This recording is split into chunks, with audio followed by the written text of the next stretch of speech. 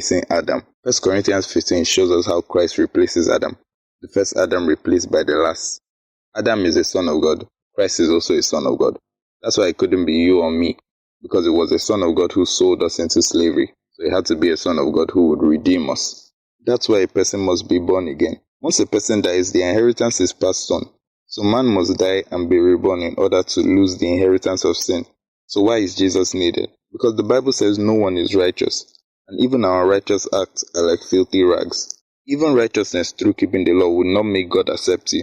So God looked at the same problem and sent Jesus. Jesus came out of God because without God, perfection cannot be achieved. Since man was given dominion and made in the image of God, man's words also carry power. Man also has a will, which is why the requirements for giving your life to Christ, as Romans 10 verse 9 says, if you confess with your mouth that Jesus is Lord and believe in your heart that God raised him from the dead, you will be saved. Confession symbolizes the use of your will to submit to Jesus.